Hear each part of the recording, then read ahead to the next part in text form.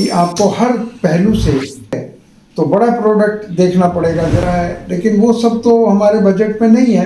Vitamin, दवाइयाँ, उनके chemical, iron, copper, brass, aluminium, zinc के पास आएगा तो एक्सपोर्ट होता है।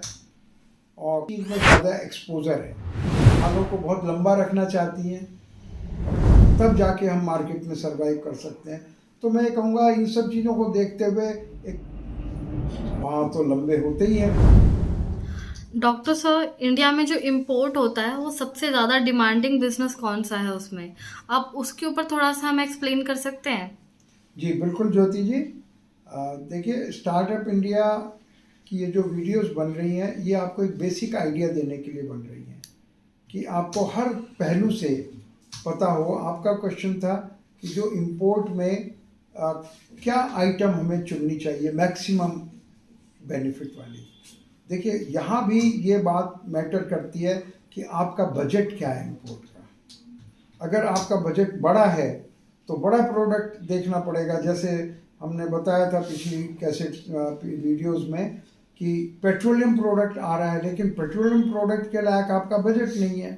पाम ऑयल आ रहा है, बहुत बड़ा आ रहा है, और रॉ डायमंड आ रहा है, लेकिन वो सब तो हमारे बजट में नहीं है।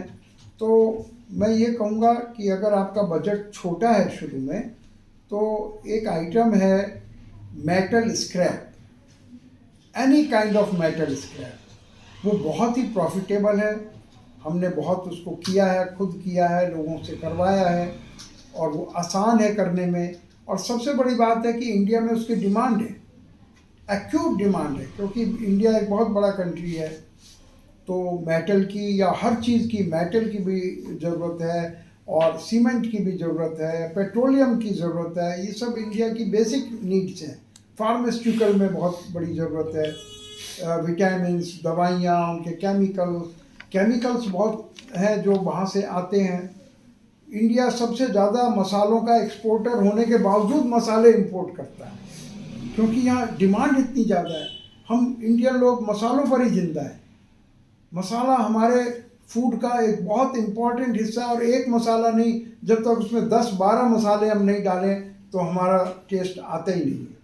तो हमारा जो बहुत सारा, जैसे आपने पूछा कि एक प्रोडक्ट मैं आपको बताऊं, तो मैं ये कहूँगा कि इंपोर्ट या एक्सपोर्ट के लिए गोल्ड सबसे ज़्यादा इंपोर्ट हो रहा है, लेकिन गोल्ड इंपोर्ट करने के लिए बहुत क्वांटिटी चाहिए, क्योंकि एक शिपमेंट करीब अंदाजन 26-27 किलो का एक शिपमेंट होता है।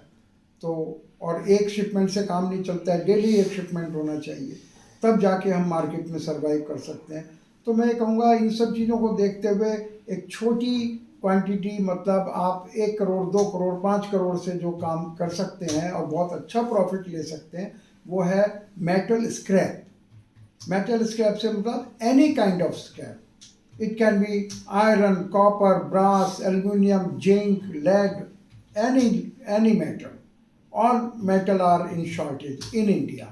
तो कम से कम आपको एक तकलीफ तो बची, बेचने के लिए दर दर नहीं घूमना पड़ेगा, खरीदार आपके पास आएगा।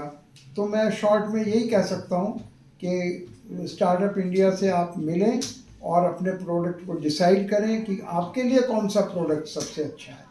मैंने बताने की कोशिश की कि metal scrap is one of that.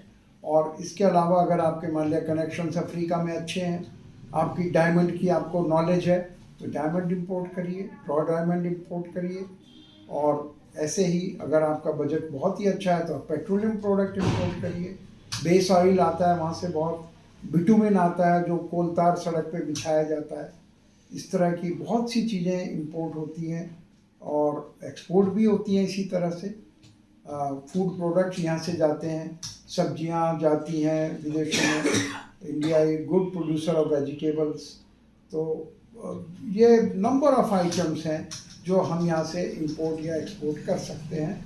उसकी शॉर्ट लिस्टिंग वो इंडिविजुअल लेवल पर डिपेंड करती है कि हम जिनसे जो हमारे पास आएंगे उनका किस चीज़ में ज़्यादा एक्सपोजर है।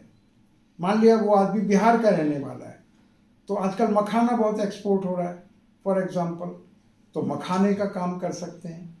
और इसी तरह से नारियल बहुत एक्सपोर्ट होता है, और नारियल का हर रूप में, वो सूखा हुआ भी और पानी वाला भी, हर चीज़ से वो बहुत नारियल का छिलका भी एक्सपोर्ट होता है। और तो और सिर के बाल लेडीज़ के वो एक्सपोर्ट होते हैं, क्योंकि भारत में लेडीज़ बालों को बहुत लंबा रखना चाहती हैं। और मैं तो कहूँगा ज्योति जी आपके बाल भी बहुत लंबे हैं, तो वो किए जा सकते हैं, लेकिन एक्सपोर्ट के लिए तो जो थोड़े थोड़े बाल भी काम कर जाते हैं। और साउथ में वहाँ तो लंबे होते ही हैं। तो इस तरह से there is an number of items which can be exported and imported, और स्टार्टअप इंडिया इन सब में आपकी हेल्प करते हैं। तो आपको इसमें उनसे हेल्प ले लेनी चाहिए। Thank you Jyoti ji.